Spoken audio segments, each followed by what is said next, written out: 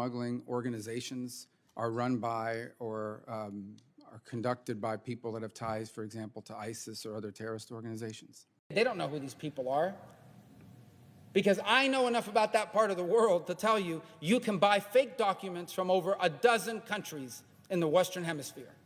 Marco Antonio Rubio, born May 28, 1971, and honoree of the prestigious title of Commander of the Order of the Star of Romania on June 8, 2017, in recognition of his contributions to strengthening international relations. He is a prominent American politician, diplomat, and attorney who made history in 2025 by becoming the 72nd U.S. Secretary of State under President Donald Trump. A member of the Republican Party, Rubio's political career spans decades, marked by groundbreaking achievements and an unwavering dedication to his country. A Cuban-American from Miami, Florida, Rubio began public service in the 1990s as a city commissioner for West Miami. His political journey continued in 2000 when he was elected to represent Florida's 111th district in the House of Representatives. A rising star, he became Speaker of the Florida House in 2006, serving a 2-year term that cemented his reputation as a dynamic leader.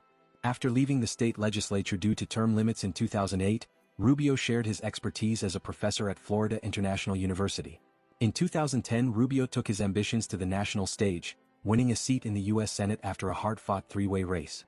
He briefly ran for president in 2015 but suspended his campaign in 2016 after a tough loss to Donald Trump in the Florida Republican primary. Despite their earlier rivalry, Rubio endorsed Trump before the 2016 general election and became a key ally throughout Trump's presidency. Known for his expertise in Latin American affairs, Rubio earned the nickname Virtual Secretary of State for Latin America due to his influence on U.S. foreign policy in the region. He also gained recognition for his tough stance on China, facing sanctions from the Chinese government in 2020. After becoming Florida's senior senator in 2019 and securing a resounding third-term victory in 2022, Rubio continued to shape the political landscape. In the lead-up to the 2024 presidential election, he endorsed Trump, further solidifying their political partnership. In November 2024, President-elect Trump nominated Rubio as Secretary of State, a historic appointment that made him the first Floridian and first Latino to hold the position. Confirmed unanimously by the Senate, Rubio now serves as the highest-ranking Hispanic-American official in U.S. history, ready to tackle the challenges of global diplomacy and represent America on the world stage. Financial struggles and setbacks. Marco Rubio's money troubles. Despite a successful career, Marco Rubio faced significant financial struggles between 1998 and 2008. Over this period, he earned $2.38 million through his law practice and salary as a member of the U.S. House of Representatives. However, his spending habits and lack of savings led to mounting financial problems. When Rubio first entered the House in 2000, his financial situation was far from ideal. In fact, he reported having a net worth of zero. By 2009, that figure had worsened, with Rubio's financial statement revealing a negative net worth of $37,000. Debt from student loans and multiple mortgages weighed heavily on him. At one point, one of his properties in Tallahassee faced foreclosure after he missed 5 months of mortgage payments. He eventually sold the house in 2015 at an $18,000 loss. But Rubio's financial troubles didn't end there. In 2012, he received an $800,000 advance for writing a memoir, but instead of using the money to dig himself out of debt, he made some extravagant purchases, including an $80,000 speedboat. By 2018, his financial outlook had worsened even further, with his net worth estimated to be a staggering $1.3 million in the red. Despite his early financial missteps, Rubio's journey is a reminder of how even politicians can face serious money troubles, and how difficult it can be to climb out of them once the weight of debt takes hold. Early life and education. Marco Antonio Rubio was born in Miami, Florida, on May 28, 1971. The second son and third child of Mario Rubio Reyna and Oriels, née Garcia, Rubio. His parents, both Cuban immigrants, arrived in the United States in 1956, seeking refuge from the dictatorship of Fulgencio Batista, just a few years before Fidel Castro's rise to power after the Cuban Revolution. Although Rubio's parents weren't U.S. citizens when he was born, they became naturalized citizens in 1975. Several of Rubio's relatives also came to the U.S. as refugees. Rubio's maternal grandfather, Pedro Victor Garcia, originally immigrated legally to the U.S. in 1956. However, after returning to Cuba in 1959 to find work, he fled back to the U.S. in 1962 after the communist regime took hold. He was detained for entering the country without a visa but was later granted parole status, allowing him to remain in the U.S. and eventually apply for permanent residency in 1966 under the Cuban Adjustment Act. Rubio grew up with a close relationship with his grandfather, who played a significant role in his early life. In 2011, A report by the Washington Post revealed discrepancies in Rubio's earlier statements about his family's history. He had claimed that his parents fled Cuba in 1959 after Castro's revolution, but in fact they left in 1956, during the Batista regime. Rubio explained that his family's story was based on family lore and that his parents had initially intended to return to Cuba in the 1960s, only to abandon that plan due to the country's shift toward communism. He emphasized that the heart of his family's story was their escape from Cuba and their commitment to building a life in America. Rubio has 3 siblings: older brother Mario, older sister Barbara, who is married to Orlando Cecilia, and younger sister Veronica, formerly married to entertainer Carlos Ponce. Raised in a Catholic household, Rubio and his family spent a few years in Las Vegas between the ages of 8 and 11, where his father worked as a bartender and his mother as a housekeeper. During that time, they briefly attended the Church of Jesus Christ of Latter-day Saints, before returning to Catholicism upon moving back to Miami. Rubio was confirmed in the Catholic Church and later married there. Rubio attended South Miami Senior High School, graduating in 1989, before going on to pursue higher education. He spent 1 year at Tarkio College in Missouri on a football scholarship before transferring to Santa Fe Community College in Gainesville, Florida. He went on to earn a Bachelor of Arts degree in Political Science from the University of Florida in 1993, followed by a Juris Doctor degree, cum laude, from the University of Miami School of Law in 1996. Rubio has spoken openly about the $100,000 in student loans he incurred during his education, which he paid off by 2012. After stepping down from the Florida legislature in 2008, Marco Rubio transitioned into academia, taking on a fellowship appointment as an adjunct professor at Florida International University, FIU. In 2011, following his election to the U.S. Senate, he returned to the FIU faculty, teaching in the Department of Politics and International Relations, part of the prestigious Stephen J. Green School of International and Public Affairs. At FIU, Rubio taught undergraduate courses on Florida politics, political parties and legislative processes, sharing his first-hand political experience with the next generation of leaders. Rubio's appointment at FIU wasn't without controversy. At the time, the university was facing significant financial strain, and many other faculty positions were being cut. Critics pointed to the substantial state funding FIU had received when Rubio was Speaker of the Florida House, raising concerns over the timing and optics of his hire. However, Rubio took responsibility for securing most of the funding for his position from private sources, demonstrating his commitment to supporting the university while balancing his growing political career. Personal life. Marco Rubio's personal life is deeply rooted in faith and family. A devout Catholic, he regularly attends Mass at the Church of the Little Flower in Coral Gables, Florida. Although he was raised Catholic, Rubio also spent time attending Christ Fellowship, a Southern Baptist church in West Kendall, before returning to his Catholic roots. In 1998, Rubio married Jeanette Dow-Steebs, a former bank teller and Miami Dolphins cheerleader, in a beautiful Catholic ceremony at the Church of the Little Flower. Together, they have 4 children and make their home in West Miami, where they lead a close-knit family life. Despite his prominent political career, Rubio has faced financial challenges, with his net worth reported as negative by OpenSecrets.org in 2018, owing more than $1.8 million at the time. Through it all, he remains focused on his family and his commitment to serving the public. Career. Marco Rubio's political journey, from city commissioner to Speaker of the Florida House. Marco Rubio's career in politics began while he was still in law school, interning for U.S. Representative Ileana Ros-Lehtinen and working on Senator Bob Dole's 1996 presidential campaign. These early experiences in the political arena set the stage for his future as a powerful voice in Florida politics. In 1998, Rubio was elected as the city commissioner for West Miami, and just 2 years later, in 2000, he made his mark in the Florida House of Representatives. His rise in the political world was swift, and by the time he left the Florida legislature in 2008, he had achieved remarkable milestones. Florida House of Representatives, a rising star. Rubio's entry into the Florida House of Representatives was not without its challenges. In 1999, he entered a special election for the 111th District in Miami, a seat considered safe for Republicans. His main challenge was securing the GOP nomination, which he won by a narrow margin, defeating Angel Zayon by just 64 votes. Rubio then won the special election in January 2000, taking 72% of the vote. From there, he easily won re-election in subsequent years, ultimately serving for 8 years. During his tenure, Rubio was more than just a legislator. He became a key figure in Florida politics.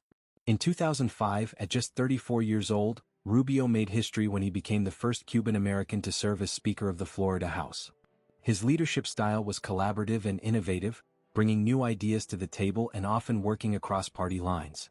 One of his hallmark achievements as a speaker was publishing 100 Innovative Ideas for Florida's Future, a book filled with ideas from Floridians across the state.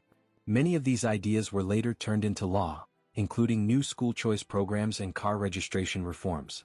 Leadership style, pragmatic and progressive.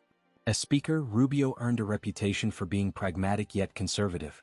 While he consistently championed conservative policies, such as advocating for tax cuts and opposing expansive government mandates, he also sought collaboration with Democrats. His efforts to build bridges across the aisle, while maintaining a firm stance on key issues, made him a respected figure even among political opponents. However, his tenure as Speaker wasn't without controversy. Rubio frequently clashed with then-Governor Charlie Crist, especially over issues like casino gambling and climate change policy. Rubio's lawsuit against Crist over a deal with the Seminole tribe, which bypassed the legislature, led to a landmark ruling by the Florida Supreme Court. Rubio's bold stance against Crist's climate change initiatives also sparked tension, with Rubio favoring biofuels and energy efficiency over new emission standards. Rubio's time as Speaker was marked by bold tax reforms, including a proposal to reduce state property taxes to 2001 levels, which passed the House but faced opposition in the Senate. Despite challenges, his tax cuts were seen as a major victory for Florida taxpayers. A political rising star. Rubio's success in the Florida House caught the attention of political leaders across the country. Known for his eloquence and clear vision for Florida's future, he quickly became a rising star in the Republican Party. Behind the scenes, he was also known for his ability to navigate the political landscape with a mix of charm and resolve. His leadership in the House wasn't just about legislation, it was about setting a direction for the state. Whether it was addressing issues of racial equality by supporting apologies for slavery or advocating for education reforms, Rubio's tenure as Speaker left a lasting imprint on Florida's political landscape. Rubio's rise was not without its challenges, including scrutiny over his use of a party-issued credit card. In 2012, after an ethics investigation, Rubio was cleared of wrongdoing, but the controversy would later resurface during his Senate and presidential campaigns. Nevertheless, Rubio's political star continued to shine brightly as he prepared for his next big step in politics. Marco Rubio's journey from city commissioner to Speaker of the Florida House is a testament to his drive, his vision for Florida, and his ability to lead through difficult times. His leadership laid the groundwork for his future roles on the national stage, where he would continue to shape U.S. politics. Marco Rubio, a journey of leadership and service in the U.S. Senate. Elections and early campaigns. In May 2009, Marco Rubio made the bold decision to run for the U.S. Senate seat vacated by Mel Martinez, who had opted not to seek re-election. His campaign quickly gained momentum as he rallied support from all corners of Florida. Rubio faced an uphill battle in the primaries, trailing behind Florida's Governor Charlie Crist by double digits.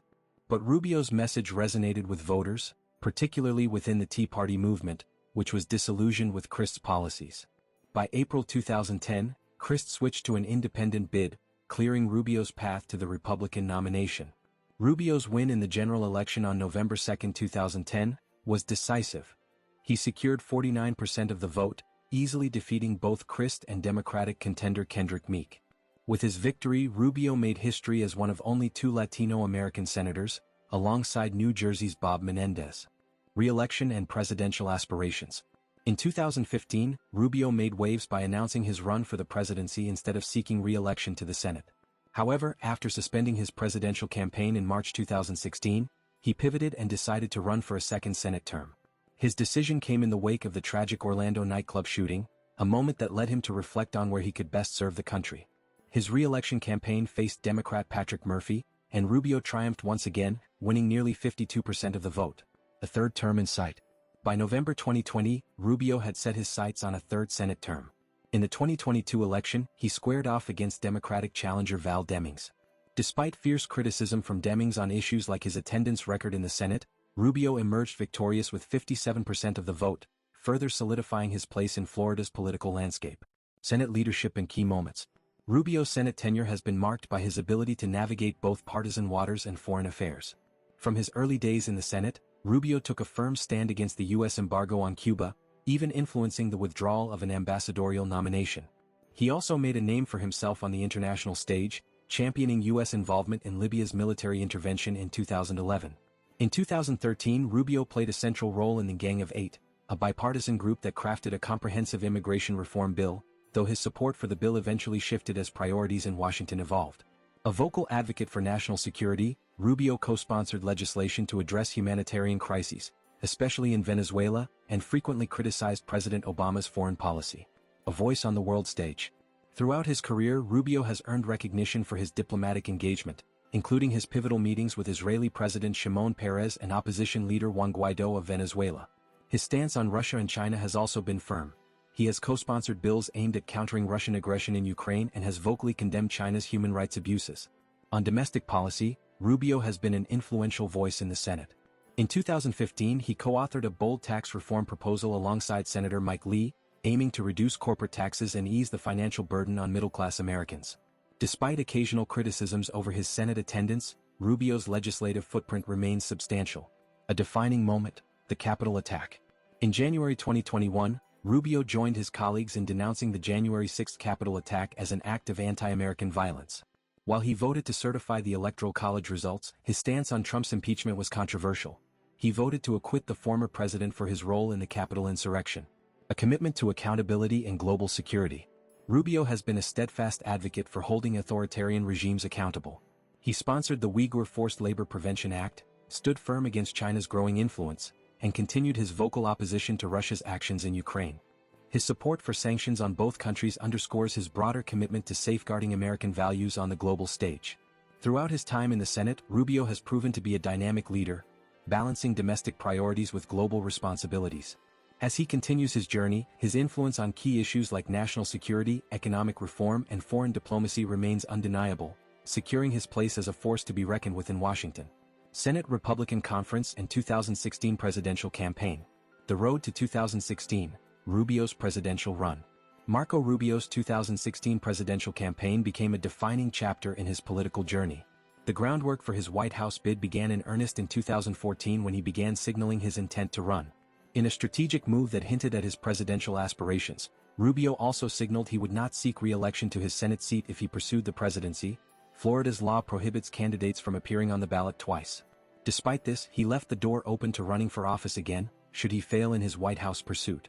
In the early days of 2014, Rubio's chief of staff, Cesar Conda, left his post to lead Rubio's newly established PAC, Reclaim America, further reinforcing speculation that Rubio was gearing up for a presidential bid. By the time the campaign officially launched in April 2015, Rubio's team had already been raising significant funds and assembling a formidable advisory team, including key figures from previous campaigns. The Republican primaries. Rubio's entry into the 2016 GOP race was met with optimism. His youthful energy, compelling oratory skills, and rags-to-riches story as the son of Cuban immigrants resonated with many, positioning him as a candidate who could bring a new, dynamic energy to the Republican Party. He quickly garnered national attention as a viable candidate, appealing to middle-class families and voters looking to restore the American dream. In the early primaries, Rubio performed solidly. He came in third in the Iowa caucuses, trailing only Ted Cruz and Donald Trump. His momentum took a hit during the New Hampshire primary, where he finished fifth after a poor debate performance. However, Rubio bounced back in the South Carolina primary, where he finished second, followed by a similar second-place showing in the Nevada caucuses. Despite these positive results, Trump's dominance continued.